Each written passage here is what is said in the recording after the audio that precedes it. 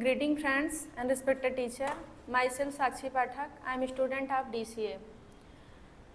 I want to present before you the generation of computer. Generation means how systematically the computer had developed. There are 5 generations of computer. First generation computer. First generation computer हमारे बीच में 1942 से 1955 के बीच में develop हुआ था। इस generation के computer में वैक्यूम ट्यूब लगे होते थे जो कि मेमोरी और सीपीयू के बेसिक कंपोनेंट होते थे। इस जनरेशन के कंप्यूटरों में 18,000 वैक्यूम ट्यूब लगे होते थे, जिसके कारण इसे चलाने के लिए लगभग 1,50,000 वाट बिजली की आवश्यकता होती थी। ये आकार में बहुत बड़े होते थे। इन्हें एक स्थान से दूसरे स्थान तक ले जाने की संभावना भी नहीं होती थी। ये गणनाएं करने में अधिक समय लेते थे तथा इस जनरेशन के कंप्यूटर में अधिक बिजली की खपत होने के कारण और अधिक स्थान घेरने के कारण यह अत्यधिक सफल नहीं हो पाया। इस जनरेशन में मशीन लैंग्वेज का उपयोग प्रोग्रामिंग लैंग्वेज के उपयोग में के रूप में किया जाता था। उसके बाद इस जनरेशन के कंप्यूटर इनैक, इडवैक, इडसैक आदि हैं। इसके बाद सेकेंड जनरेशन की टाइम पीरियड 1956 से 1963 के बीच में मानी जाती है। इसमें वैक्यूम ट्यूब की जगह ट्रांजिस्टर का प्रयोग किया जाने लगा। ट्रांजिस्टर सेमीकंडक्टर मेटल के बने होते थे। इसके प्रयोग से जो वैक्यूम ट्यूब लगे होते थे उनकी जगह पर ट्रांजिस्टर लग गया, जिसके कारण ये कम स्थान घेरने लगे, कंप्यूटर का आकार छोटा हो गया, ये फास्टर हो गए, स्मॉलर हो गए और ट्रस्टेबल हो गए और ये गणनाएं भी तेज़ी से करने लग गए। इसमें हाई लेवल की प्रोग्रामिंग लैंग्वेज का भी उपयोग किया गया, जैसे कि कोबोल और फॉर्ट्रान। इसके बाद इसमें प्रोग्रामिंग लैंग्वेज का और भी अधिक विकास किया गया, जिसके कारण कंप्यूटर में अत्यधिक सुधार हुए, गणनाएं तेज़ी से होने लगी और ये जो कंप्यूटर एक कमरे के बराबर का स्थान घेरता था उसका आकार थोड़ा छोटा हुआ और हम गणनाएं आसानी से करने में सक्षम हुए। इस जनरेशन के कंप्यूटरों के उदाहरणों में IBM 7030, हनीवेल 400 आते हैं। इसके बाद थर्ड जनरेशन की बारी आती है। थर्ड जनरेशन की टाइमिंग 1963 से 1975 के बीच में मानी जाती है। इस जनरेशन में जो फर्स्ट जनरेशन में वैक्यूम ट्यूब लगी थी, उसके बाद ट्रांजिस्टर का उपयोग हुआ। इसके बाद इन दोनों के स्थान पर इसे हटाकर IC का उपयोग किया जाने लगा। IC यानी इंटीग्रेशन सर्किट, जो कि इंटीग्रेशन सर्किट जो कि सिलिकॉन की बनी होती थी। इसमें 10 से 20 इलेक्ट्रॉनिक उपकरण लगे हुए थे। उसके बाद धीरे धीरे इनकी संख्या बढ़ाकर 100 कर दी गई, उसके बाद इस जनरेशन में और अधिक स्टोरेज वाले उपकरणों का उपयोग किया गया। इसमें मैग्नेटिक टेप और मैग्नेटिक डिस्क का उपयोग किया गया, जिसके कारण इसमें स्टोरेज क्षमता और अधिक बढ़ गई। इसके बाद इसमें और भी अधिक प्रोग्रामिंग लैंग्वेज का, जो कि हाई लेवल की प्रोग्रामिंग लैंग्वेज होती थी, उनका इस्तेमाल किया जाने लगा। इस जनरेशन में जो प्रोग्रामिंग लैंग्वेज का इस्तेमाल किया गया था, जिसके कारण हम कंप्यूटर में गणनाएं आसानी से करने लग गए और हमारा कंप्यूटर अच्छे से कार्य करने में सक्षम हो गया।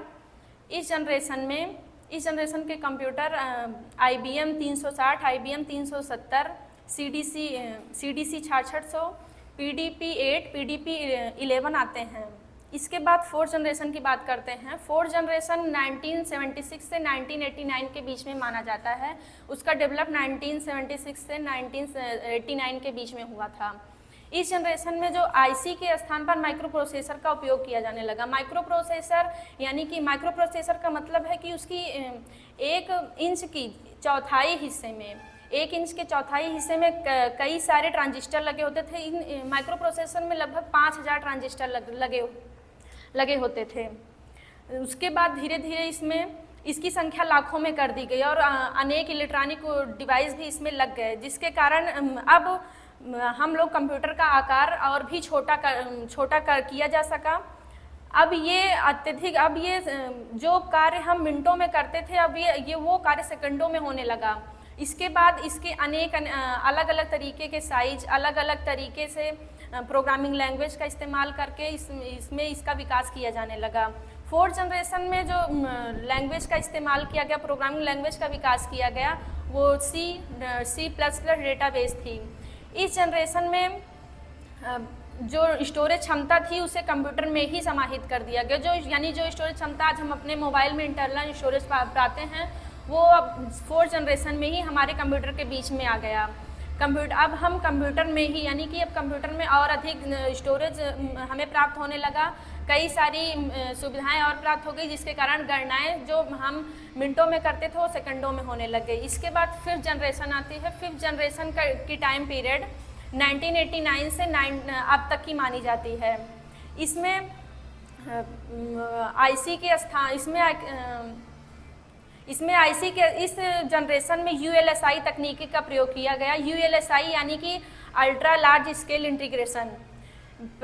इसके अलावा 4th जनरेशन में जो माइक्रो प्रोसेसर लगा हुआ था उसमें वीएलएसआई का यूज किया गया, जो कि आगे चल करके वीएलएसआई के रूप में परिवर्तित कर दिया गया था, उसका विस्तार कर दिया गया था। अब उसी के स्थान पर 5th जनरेशन में यूएलएसआई का उपयोग किया जाने लगा।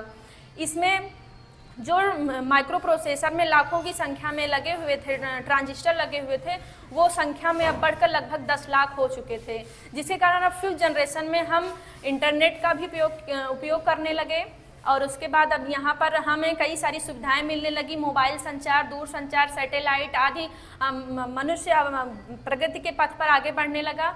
इसके अलावा 4th जनरेशन के कंप्यूटर में क्रे1 और एप्पल सेकेंड वैक्स 9000 कंप्यूटर आते हैं। और 5th जनरेशन के कंप्यूटर में नोटपैड, परम आते हैं। इसमें सबसे ज़्यादा हाई लेवल की प्रोग्रामिंग लैंग्वेज का इस्तेमाल किया गया, जैसे जावा, नेट, वीडी। अब 5th जनरेशन में हम सभी जो हमारी डेली लाइफ की ज़रूरतें हैं, जैसे कि जो है पैसों का लेन देन है, इंफॉर्मेशन देना है, जो चीज़ हम बहुत लंबे समय के प्रोसेस के बाद हम प्राप्त करते थे, अब उन सेकंडों में कोई भी इंफॉर्मेशन प्राप्त कर सकते हैं। कहीं भी हमें पैसों का लेन देन करना है जो कि हम सेकंडों में कर सकते हैं। कोई इन्फॉर्मेशन है, अब हम इन्हीं कंप्यूटरों के माध्यम से ही सैटेलाइट पर शोध कार्य करने में, बिल्डिंग स्ट्रक्चर में, इंजीनियरिंग में, अनेक जगह पर इसका इस्तेमाल कर रहे हैं। और जिसके कारण कंप्यूटर के इस्तेमाल से मनुष्य प्रगति के पथ पर है और बहुत सारे शोध हम कार्य किए जा रहे हैं, प्रगति की जा रही है। इस प्रकार जनरेशन में डिवाइड करके हम समझ सकते हैं कि कंप्यूटर का विकास किस प्रकार से हुआ और कंप्यूटर किस प्रकार से हमारे सामने प्रस्तुत हुआ और आज उसकी क्या स्थिति है और कंप्यूटर हमारे लिए किस तरीके से उपयोगी है। थैंक्स।